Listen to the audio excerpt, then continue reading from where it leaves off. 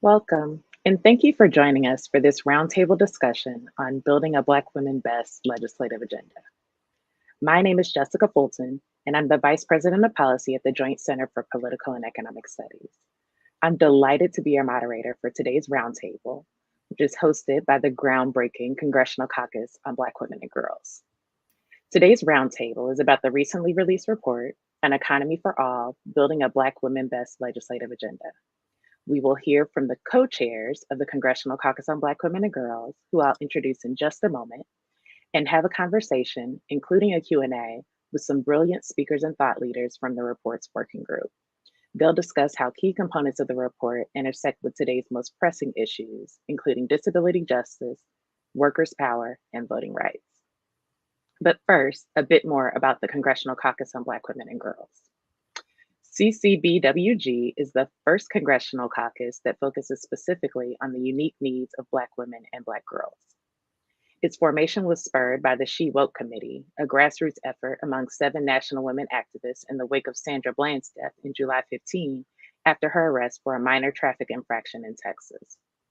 We know that Black women face a disruptive stigma, bias, and discrimination that impedes our progress financially, educationally, and socially. The caucus was founded to develop public policy, eliminate barriers, and create opportunities to advance the progress of Black women and girls across the country. CCBWG seeks to empower and elevate the voices of Black women and girls throughout the country and advance legislation important to their welfare. The caucus was co-founded and is currently chaired by Representatives Bonnie Watson Coleman, Yvette Clarke, and Robin Kelly.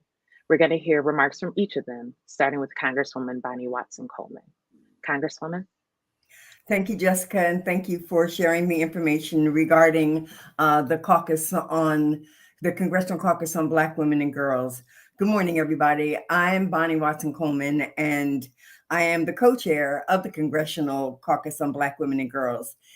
We founded this in 2016. I, along with my colleagues, Congresswoman Robin Kelly from Illinois and Yvette Clarke from New York, to demand that Congress will pay attention to a community it has historically ignored.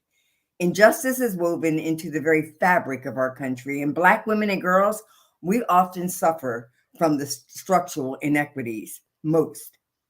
Earlier this year, the caucus released the landmark report that you mentioned, Jessica, An Economy for All, Building a Black Women Best Legislative Agenda, to explore the policy pathways that undo this structural injustice and promote collective prosperity.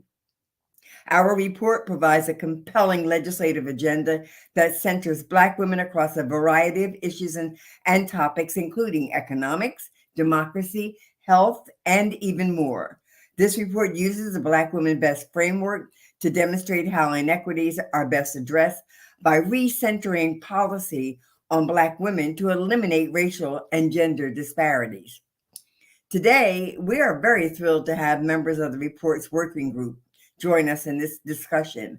Our panelists will discuss how key components of the report intersect with today's most pressing issues, historical disinvestment and a pandemic-fueled economic crises, which have created and reinforced challenges that perpetuate inequities, especially ones that impact Black women and Black girls.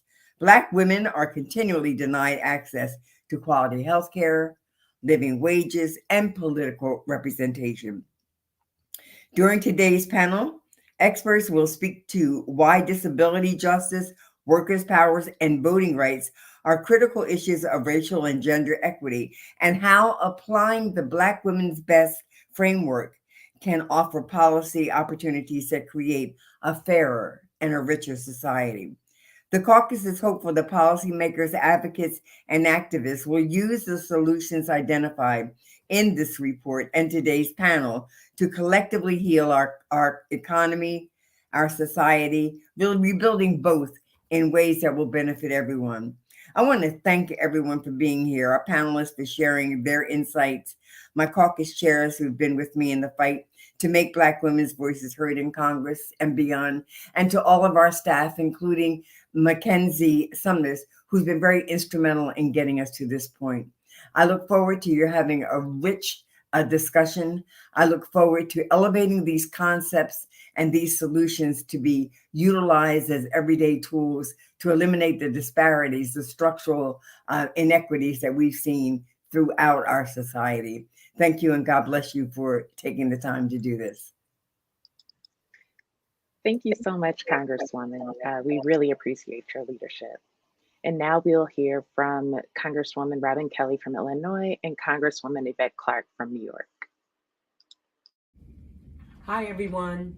Thank you for joining us for the Black Women's Best Roundtable. My name is Congresswoman Robin Kelly, and I'm one of the co-founders and co-chairs of the Caucus on Black Women and Girls. There are so many issues facing Black women right now. In Congress, we're working to eliminate health inequities, ensure that Black women are able to remain in good, high-paying jobs and not sidelined by the she-session, and to make sure that Black women in every state have the right to participate in our democracy by voting. I look forward to hearing what our panelists have to say. Thank you again for volunteering your time to talk about these very important topics.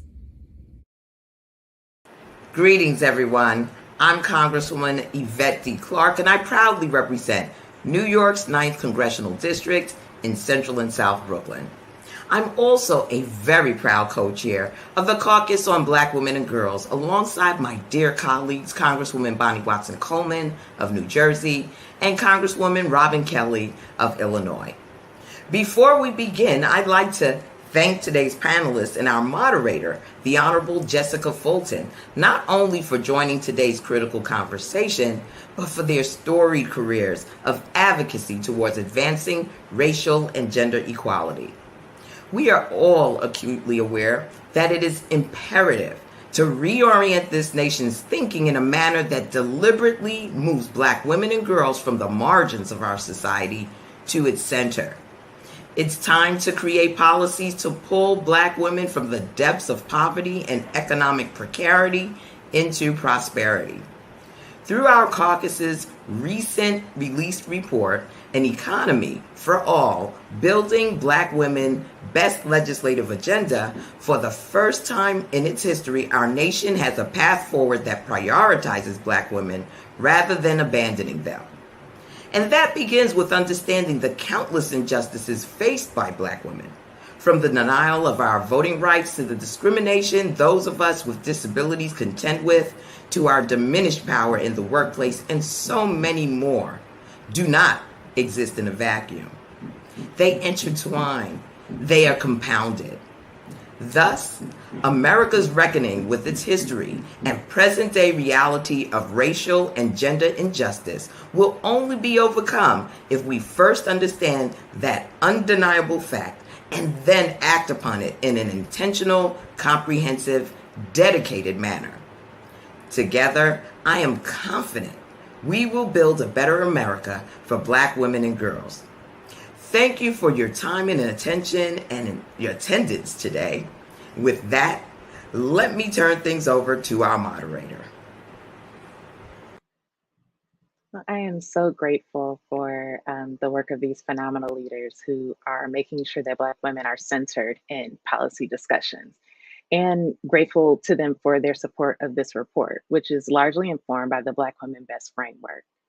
The framework argues that when Black women's economic well-being is centered in policy, the entire economy thrives.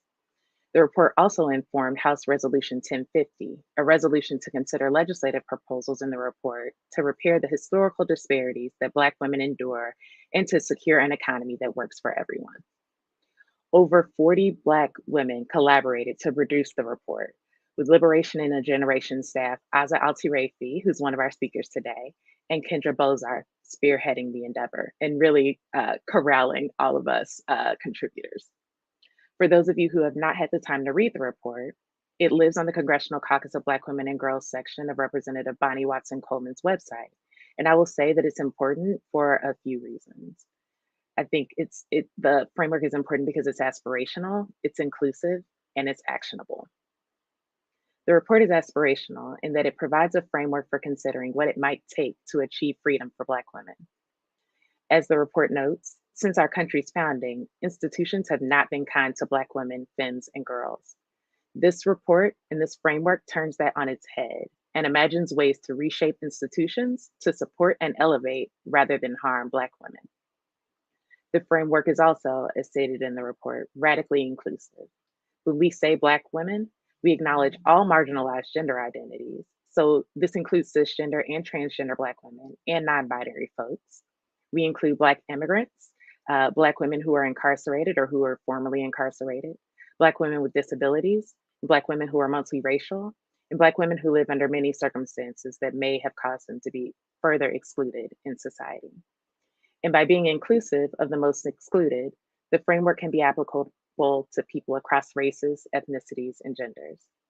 As the report states, the power of Black women's best is that it uproots oppressive systems of white supremacy, capitalism, ableism, sexism, queerphobia, and xenophobia. And in doing so, it demands more for us all. And finally, the framework is actionable. The Black Women's Best framework can be applied to nearly any policy area. The report itself covers several policy topics. And again, I would encourage you to really dig in.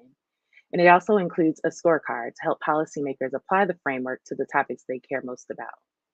The scorecard guides policymakers to center Black women in process and policy design, in accessibility and inclusivity, and in implementation, impact, and evaluation. It can truly be a resource for policymakers and advocates who care about supporting Black women. But that's really enough for me. I'm really excited to get into conversation with our panelists. Today, our panelists will dive into key policy issues highlighted in the CCBWG's report.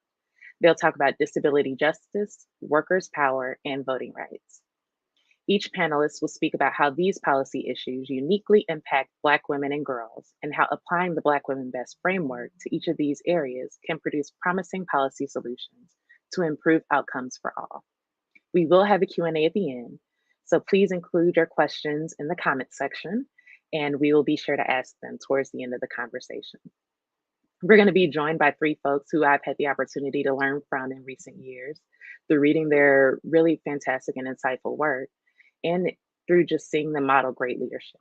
Our panelists will include Azza Altiraifi, Michelle Holder, and Jamila Michener.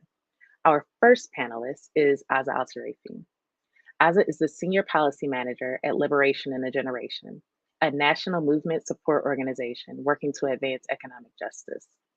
In this capacity, Azza, along with their colleague Kendra Bozarth, served as co-chair of the Black Women Best Working Group convened by the Congressional Caucus on Black Women and Girls in partnership with LibGen.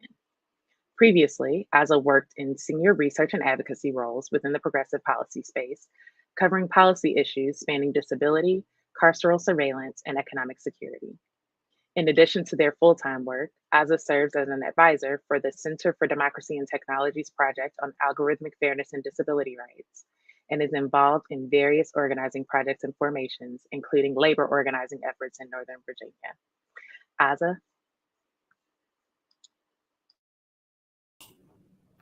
Thank you.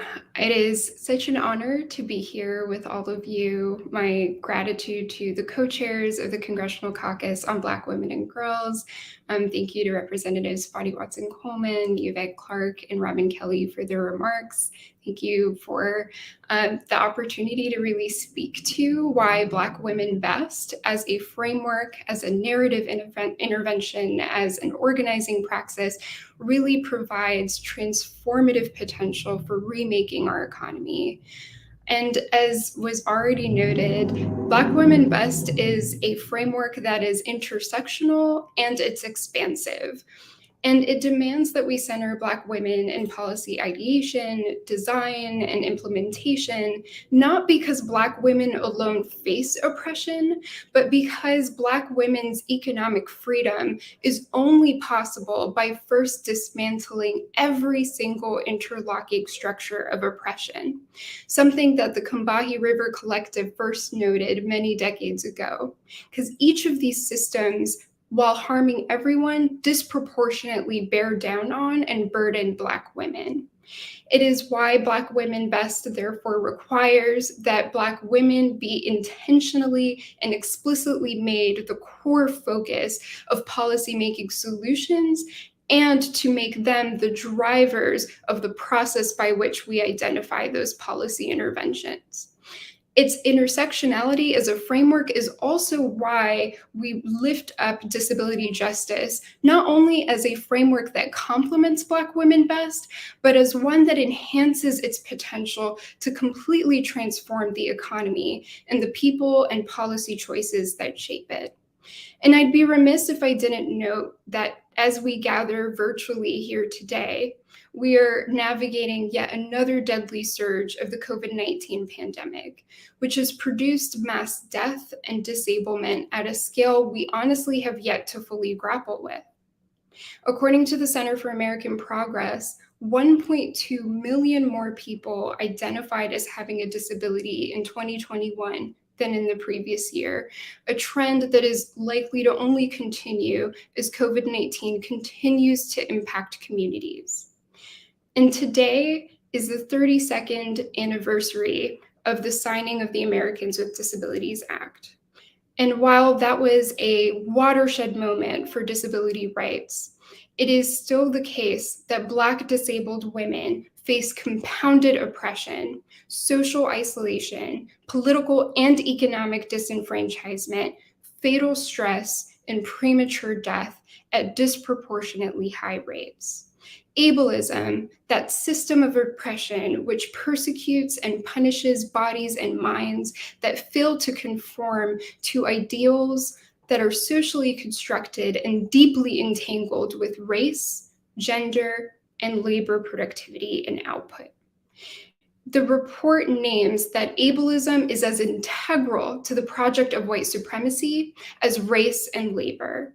And because of this, it is essential that disability justice be part of the conversation on how to effectively apply Black women best to produce that total transformation we need to create an economy that truly generates broadly shared prosperity. Disability tends to be overrepresented among communities of color and Black women. And much like race, it's heavily concentrated by geography or place. Black women are more likely to live in areas that have higher concentrations of environmental toxins and pollutants. We tend to live in communities and in spaces that are bereft of life-sustaining resources, such as grocery stores, fresh food, clean water, hospitals. We tend to be more likely, and in some cases twice as likely, to be exposed to policing violence, to imprisonment, and to other forms of carceral violence and control. Put simply, Black women and our communities are more likely to live and work in conditions that are themselves disabling than our white counterparts. And in fact, Black people as a whole have rates of disability that are up to 2.5 times greater than the rest of the population, than white people. And this disparity, it's worth noting, increases sharply with age, which speaks at least in part to the cumulative disabling effects of living in and navigating anti-Blackness over the life course. And it's important to note that those disabling conditions are not some accident of nature. Those are conditions that are the direct output of intentionally manufactured policy arrangements that not only produce disability, but also systematically have withheld access to the necessary supports, services, and resources that disabled people need to maintain a dignified standard of living. Those policy arrangements include tethering access to healthcare to one's employment status, rationing it by employment status and disability and immigration status leads to premature death and disablement. It is the kind of policy arrangement that allows housing to be a profit-making venture, one increasingly driven by private equity and corporate landlords instead of a human right, which makes it unsurprising, therefore, that up to 50% of people who are unhoused in this country have a disability. These policy arrangements have cumulatively cast disabled life as expendable and disposable. And it is why it is necessary to center an analysis of disability and ableism in any kind of economic policy, but particularly in the Black Women Best framework, it recognizes at its core Black women's oppression is necessarily shaped by ableism, because ableism acts as the fulcrum of the oppressive machine that undergirds these economic systems that drive exploitation, marginalization, and violence that disproportionately bear down on Black women. And it's also worth noting that not only are these policy arrangements disabling, they are also acting in tandem with a set of policy arrangements that criminalize and pathologize differences that are naturally occurring. They have wielded ableism as a tool of social control, which have advanced the political and economic interests of those in power. And as a consequence, we have to put into a greater context this vicious cycle of how one's disability designation becomes a tool used to justify extraction and exploitation, something that has been a through line since this country's founding. It's noted in the report that even during the period of chattel slavery, the medical establishment colluded with the slave-owning class by claiming that Black people suffer cognitive impairments that must be managed through their enslavement and brutalization. And in the post-industrial era, the increasingly routinized labor structures that kind of shaped our paid labor economy also resulted in new disability designations for people who weren't able to conform and adapt to this new way of working in factories. And as a consequence, shutting them out of the paid labor economy altogether. And for much of the 20th century, resulting in mass institutionalization, the very thing that sparked the disability rights movement that would ultimately lead to the signing of the Americans with Disabilities Act 32 years ago. But that exclusion is not a thing of the past. It continues to this day. In fact, in 2021, disabled working age people's share of the labor force constituted less than half of that of non-disabled working age people. And it is therefore unsurprising when you take these policy arrangements and look at them fully and intersectionally, that 1 in 4 disabled Black adults lived in poverty in 2020, as compared to slightly over 1 in 7 white disabled people, according to the Century Foundation. And it is important to note that once people are pushed out of the paid labor economy and are forced to rely on public benefits programs to be able to make ends meet, those benefits programs are designed in ways that are punitive and difficult to access. And as a result, not only are people trying to access benefits that are rationed and difficult and bureaucratically difficult to navigate, even if they are able to get those benefits, they are often meager and not sufficient to actually provide for the economic security that Black disabled women need and have organized and labored for. And within the labor context itself, even if Black disabled people and Black disabled women in particular do find employment, they face wage discrimination, they face barriers to actually being able to advance in the employment setting, they face denials of reasonable accommodations to which they're entitled under the ADA. Today, tens of thousands of disabled people continue to labor in segregated settings for sub-minimum wages due to an archaic carve-out in the Fair Labor Standards Act, Section 14C. Corporations that are increasingly dominating how our labor markets are structured and have accelerated their attacks on our public institutions are also continually doing what they can to maximize profit and creating working conditions that are themselves disabling and discriminatory towards our community. Take any example such as Amazon or UPS, and you'll find numerous stories of disabled people who are impacted by the very intrusive surveillance regimes that these corporations use. Black disabled full-time workers are facing all sorts of barriers to their advancement and to actually being able to attain any economic security through that vehicle. What these have all kind of putting all of this together, putting all of this in context, it paints a really dire picture of what sorts of barriers exist for Black disabled women when it comes to economic security and freedom. At its core, these policies are rendering Black disabled women as disposable, as a political problem that requires some sort of solution, as a group that is unworthy of living lives of dignity with guaranteed access to resources and supports. And if these policy arrangements at their core seek to reify this sort of stratification by rendering Black disabled women as disposable, then disability justice, a point of departure from the rights-based frameworks of the past, calls on us to instead advance life-affirming policies, ones that see Black disabled women as a group that is organized and built the sorts of mutual aid and communities of care and networks of support necessary to meet each other's needs when the state was failing to do so.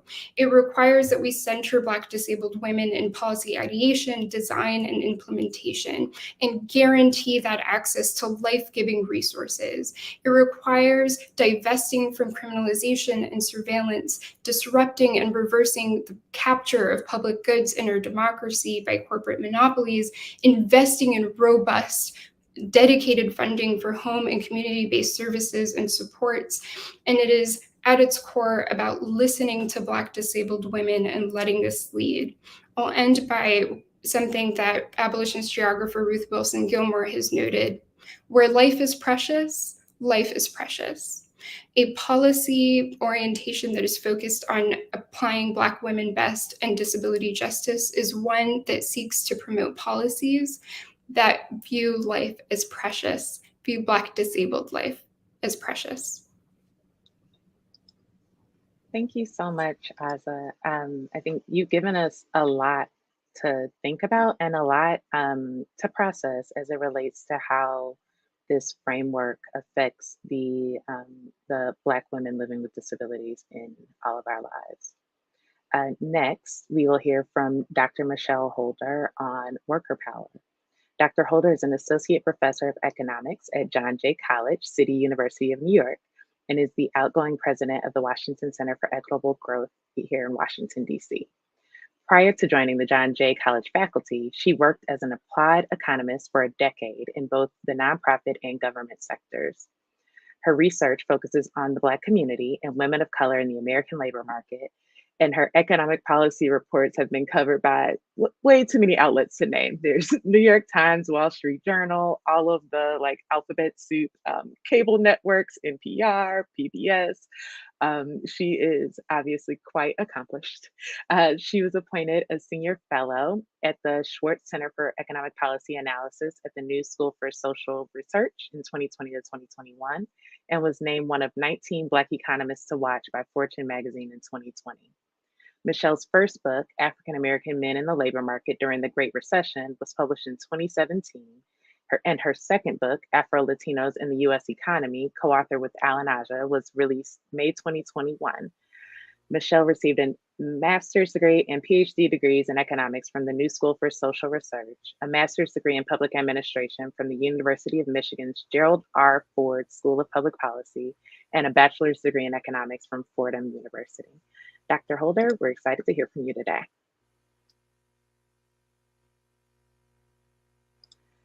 Uh-oh, I think we're muted. Yeah. Not yet. Nope.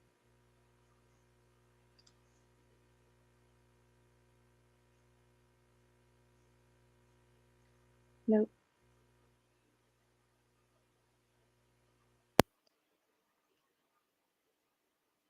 Not yet.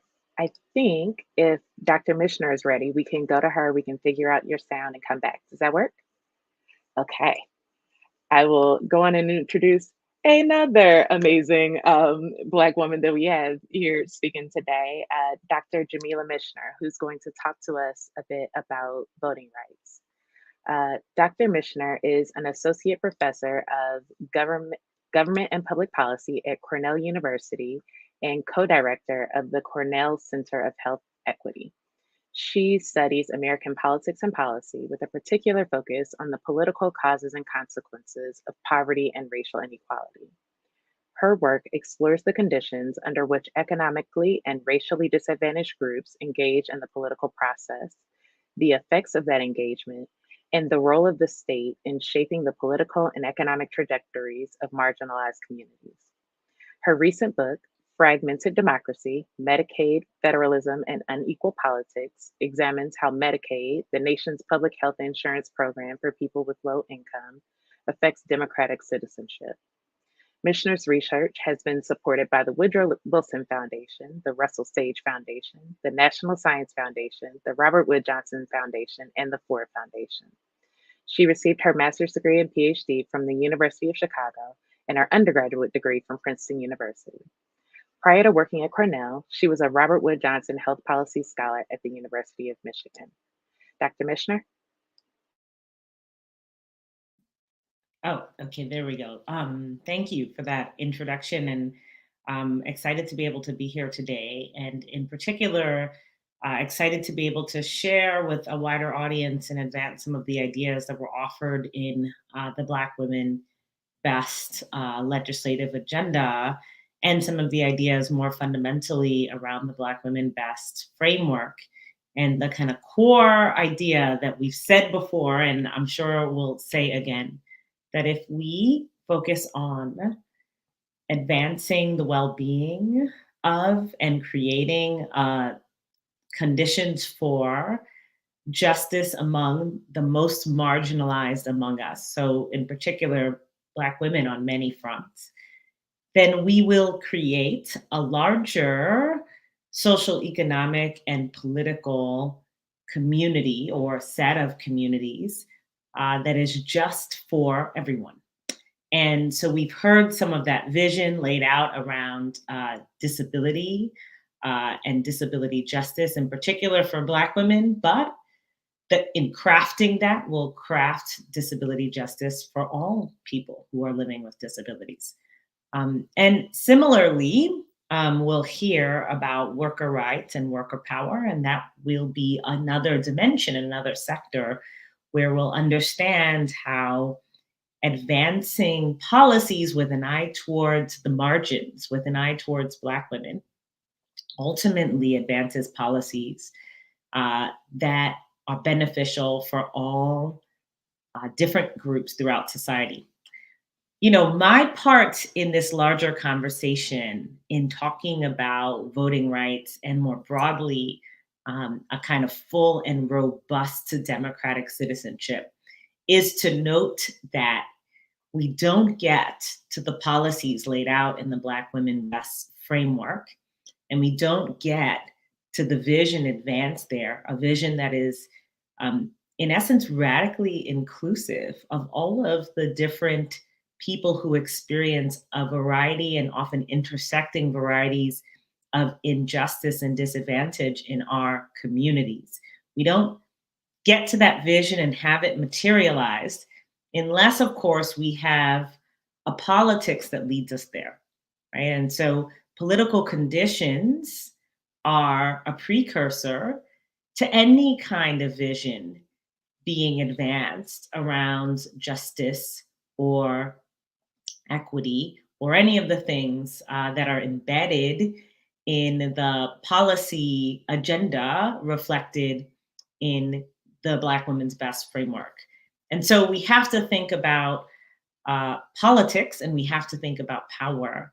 And so when we think about this from the perspective that the Black Women Best framework dictates, it means we think about it from the perspective of Black women, and we think about Black women's democratic participation, representation, and political power, and acknowledge that those are critical for crafting an inclusive and just society. Of course, in the sort of longer historical arc of the United States, Black women were not constitutionally permitted to vote until the ratification of the 19th Amendment in 1920. And even after that, for many years, our voting rights remained precarious. And of course, the Voting Rights Act was passed in 1965, And that certainly created opportunities that didn't exist before and certainly represented a sea change. But still, throughout this time, whether prior to the ability to vote, after voting was legal but not really possible, or after 1965 when it was much more possible and accessible. And even to this day, one consistent thread that we've seen is Black women having to be resilient and steadfast in their engagement with politics in the face of consistent efforts to exclude their voices and their ability to participate. And those efforts have certainly changed over time, and there's certainly been progress over time. But a continual focus on what it means to fully and robustly incorporate Black women into our political and electoral process is necessary, as we have obviously midterm elections coming up, and and so on and so forth. But this isn't really about a specific election. It's not about a specific political prerogative, even. It's about the nature of our political institutions and the extent to which they're inclusive of Black women, and the reality that if those institutions fail to be inclusive of Black women, they will inexorably also fail to be inclusive of other important members of our community. And so that if we structure those institutions so that they incorporate Black women, we will see a benefit writ large. And of course, the focus on Black women makes a lot of sense, not only because they've been chronically excluded from US democracy, and not accidentally, but intentionally as a result of institutional and political choices, but also because Black women are one of the most active constituencies in the US electorate. And that's reflected certainly in terms of their voting behavior and the mantra and the notion of Black women saving us in any in any given election, depending on when and how.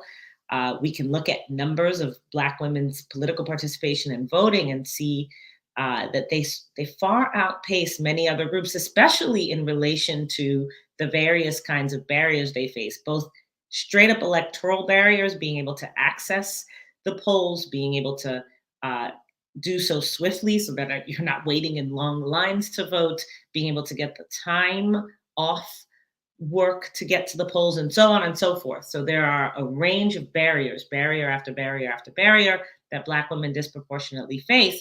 And when it comes to electoral participation specifically, and notwithstanding those barriers, Black women have nonetheless managed to become one of the most participatory constituencies in electoral politics. And so that reflects a kind of resilience, a kind of insistence on being a part of this democratic experience, and our experiments rather, that is notable, that is in many ways exceptional. And we've seen the kind of results of this in terms of Black women having increased representation electorally. So between May of 2016 and May of 2020, Black elected officials writ large increased at a rate of 17%. And Black women were the major drivers of this progress. Their representation increased in all offices at a rate of roughly 33%. The rates of increase were steep, but the overall rates are still pretty low, right? So Black women are something like 3.1% of all elected offices. It's still a very meager number. And despite being considered the backbone of the US democracy, and despite even in those small numbers being able to make a large impact, the fact remains that in many ways, Black women face political exclusion, both in terms of voting and in terms of representation.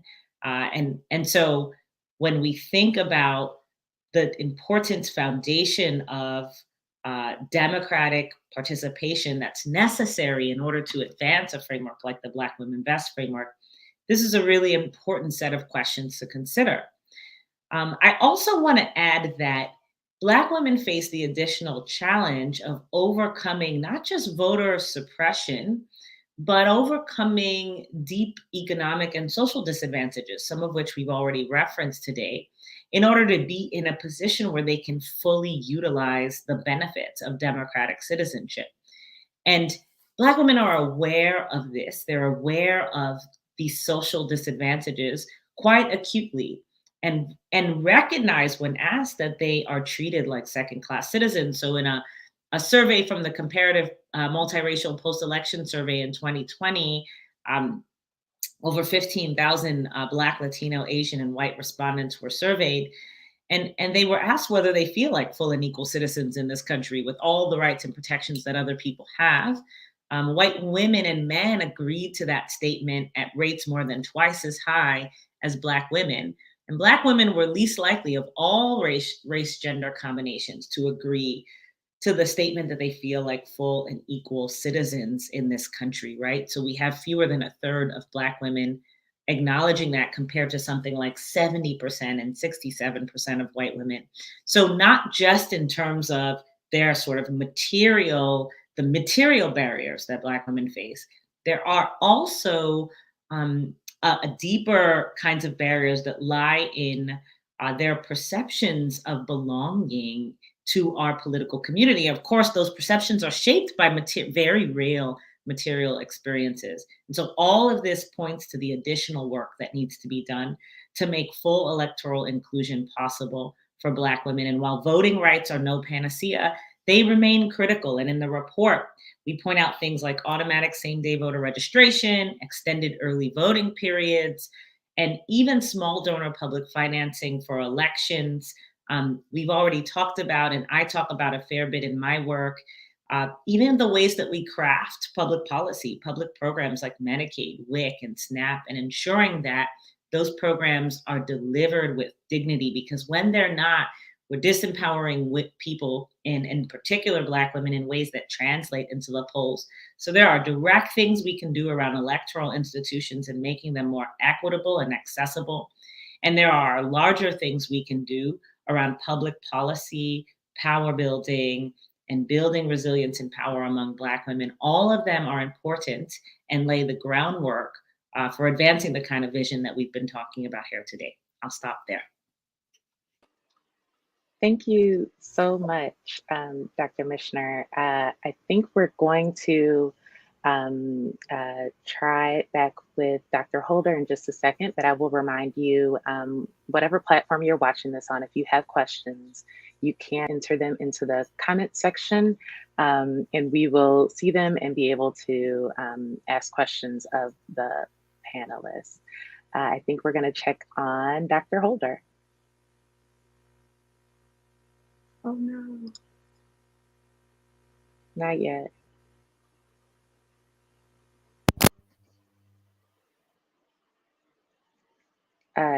You're muted. Can you hear me now? There you are. There you are. Great. Finally. Thank you, Jessica, for bearing with me. Because we only have 15 minutes left, I'm going to talk a little bit fast, and I've cut a few things out of my presentation because I know it's important to get to Q&A. So let me just go ahead and jump right in. I first want to give a special thanks to Representative Bonnie Watson Coleman, Representative Robin Kelly, Representative Yvette Clarke from my hometown of Brooklyn, New York, and of course, the Congressional Caucus of Black Women and Girls for their unrelenting efforts in fighting to ensure Black women and girls can truly thrive in society and for promoting our collective prosperity. I also want to thank Azza Altiraifi, Kendra Bozarth, Mackenzie Sumners, and Liberation in a Generation for their crucial contributions and support for the Building a Black Woman Best Legislative Agenda report. Finally, it's a privilege and a pleasure to be part of this panel with my fellow panelists, Azza, who I just mentioned, and Dr. Jamila Michener, and of course, our moderator, Jessica Fulton. I also thank my good friend, colleague, and collaborator, Janelle Jones, architect of the Black Women Best Framework, and many thanks to the Washington Center for Equitable Growth staffers, Catherine Wu, Taijin Conley, and especially Sean Harrison, notably the only non-woman and non-person of color I'm thanking this morning, but he's the embodiment of what an ally to Black women should be. I want to say a few words about something I believe is at the heart of a Black woman best framework and our collective prosperity: worker power.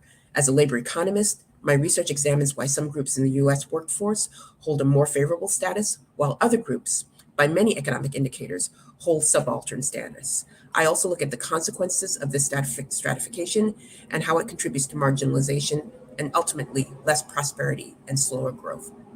So first, how did Black women fare at the start of the pandemic recession? In the report, I detail how women, especially Black women, were bearing the brunt of early job losses of the pandemic recession due to the extraordinary nature in which certain kinds of economic activities were slowed down or halted at the start of the pandemic. Rising unemployment among women, given their overrepresentation in service and care occupations, became pervasive. Economists call the phenomenon of overrepresentation of a group in certain jobs or fields of work occupational segregation. This occurs for a number of reasons, including decades of discrimination, devaluation of certain types of labor, and uneven occupational integration, among others.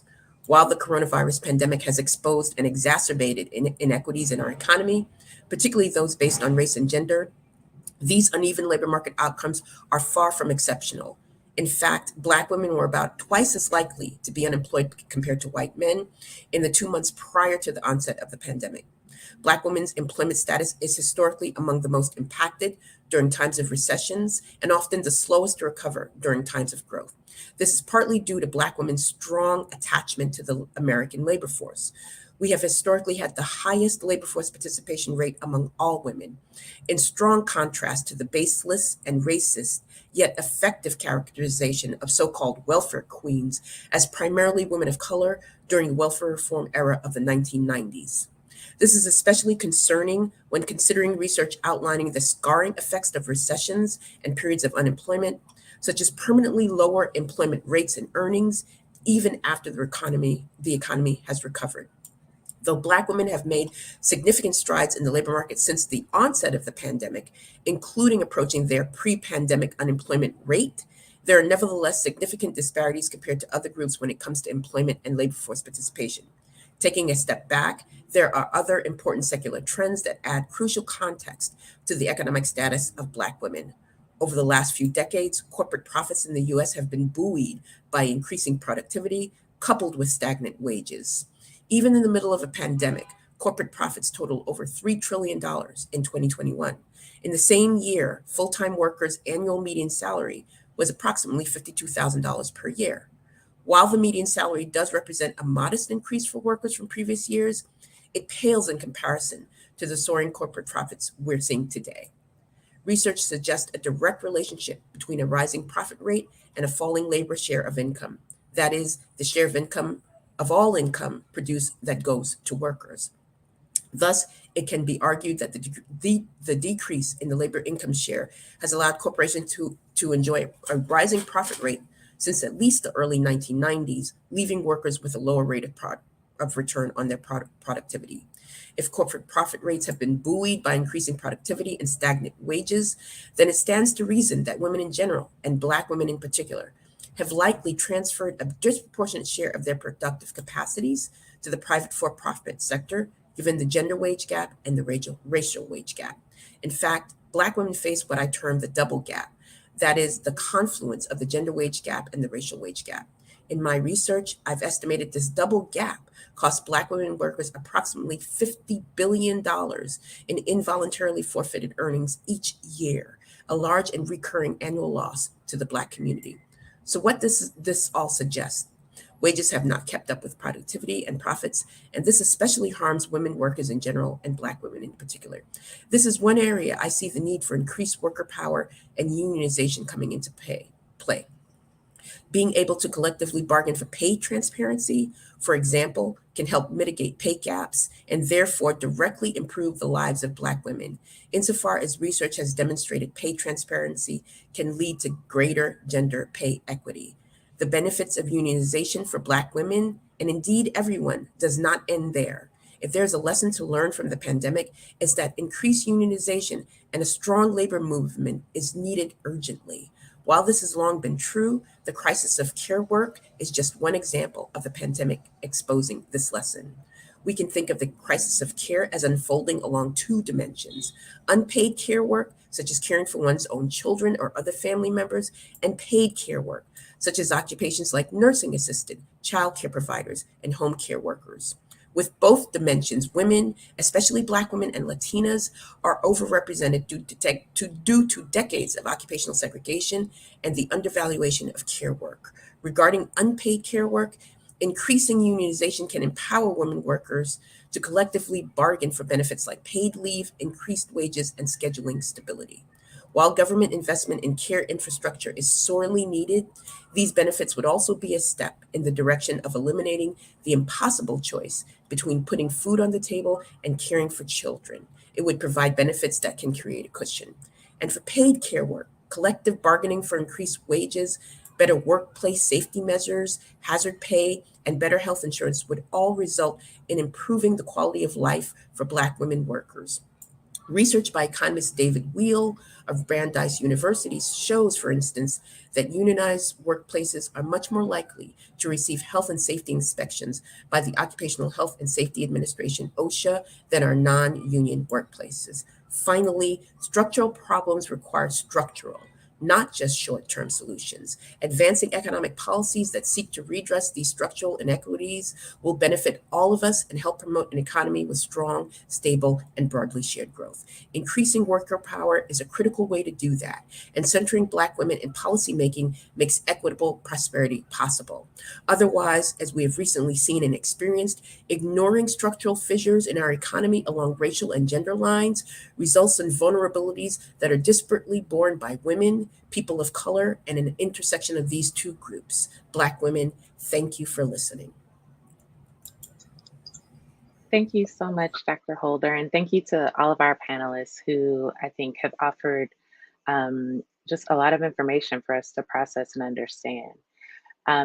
We have an opportunity to ask some questions of the panelists. I believe they can stay for a couple extra minutes, so we have some time. If you tried earlier to enter a comment into the YouTube, please feel free to try again. I think we were having some technical difficulties over there, so we are open to your questions.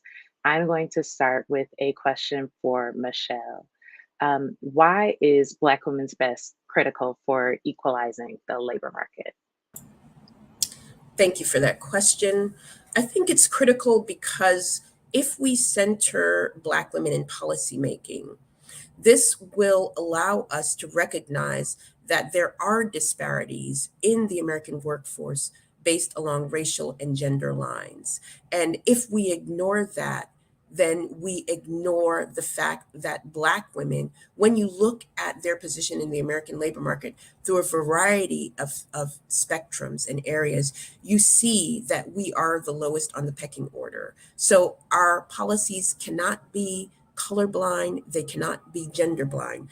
If we center Black women in our policy making, this will allow us to develop policies which specifically address those reasons why Black women occupy what I call, or what is known as, a subaltern status in the American labor market. Thank you so much.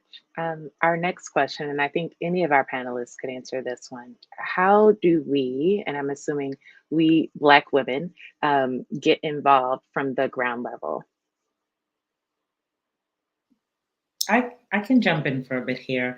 I think that this question is so important because part of what motivated my focus on power is the core belief that the kind of voices and perspectives and involvement, engagement of Black women can and will change the trajectory of our polity and of our politics and ultimately of policy. Uh-oh, it looks like we lost Dr. Michener. While we try to get her back, does any of our other panelists have a response? I can just quickly offer, I think in considering, oh, actually, looks like you're back. Do you want to, all right, I'm going to take a first pass and then I'll hand it back to you. So I really appreciate this question. And one of the things that's noted in the report and that I would uplift again here is that Black women have been creating these networks of care, these sorts of organizing formations, these labor formations in their communities at the grassroots level for decades. And it is exactly those sets of arrangements and care networks that Black women have been creating and organizing around that people are turning to in this moment of several compounding crises that we're navigating. In a post-Roe moment, the networks of abortion care that have been created by overwhelmingly Black women throughout this country are the model for this next phase of kind of building and resisting and building these movements for justice and resisting the state encroachment on our rights in our bodies. And so I would offer that at the ground level, part of how we get involved is looking to the organizing efforts and leadership of Black women. Thank you so much. Dr. Michener? Yeah, well, that's perfect. And it's hard to say anything more appropriate than what Azza just shared. But I mean, really concrete advice that I would give folks is to sort of, first of all, consider yourself and your own positioning. Are there networks that you are connected to or could be connected to and supportive of, and maybe particularly passionate about, that could be a vehicle for building power, particularly among Black women in communities, right? So maybe you are a renter and you can be a part of a tenant organization or union, right? Maybe you are someone who works in a context where you can be a more robust part of a union, in a labor union in that context. Maybe there's grassroots electoral work that you can get involved in your community, both around specific elected officials that you may feel passionate about, but more broadly around voter mobilization and organizing. I think in most communities, if you look, you will find Black women in particular playing a role in political organizing and building power. And I think looking for those power building organizations and finding ways to support and lead within them is the place to start. Thank you so much. I think I will ask one final question of each of you, and I'll give you about 30 or 45 seconds to respond. And this is really trying to be forward looking. So in addition to thinking about how Black women can get involved in moving this framework forward, could you just say a couple of words about how you, the vision that you hope is able to be seen because of the work on Black Women's Best and on this framework in particular? What is it? What does a Black Women's Best future look like to you? Maybe we can start with Azza. Thank you, Jessica. A Black Women Best future to me is one in which Black disabled women, all Black women's lives and needs are seen as precious and protected as such. It's one in which policymakers are pursuing interventions that create the conditions for us to thrive and to organize and to build power. It is one in which Black women's organizing and labor and expertise are valued. And it is one where we are creating the space for us to all thrive and actually truly build economic justice and democracy.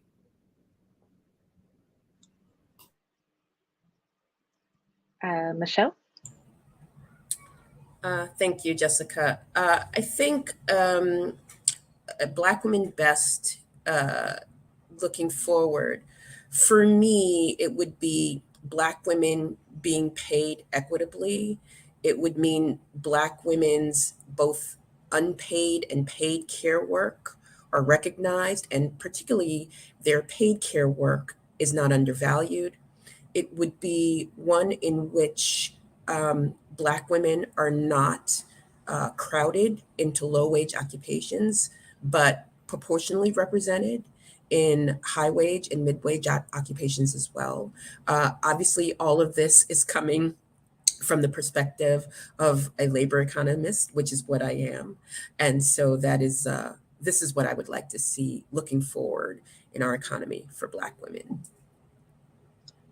Thank you so much, Michelle. Jamila? Yeah, I am not a labor economist, but I am a fan also of all of the things that Dr. Holder just said. So for me, a vision of Black women's best is going to orient primarily around Black women having substantive and robust voice and power, political voice and power. And I say substantive and robust, and it means it's not symbolic and it's not tokenistic. It's not, we'll invite one Black woman, we'll have one Black woman in the room and assume that she can speak for all.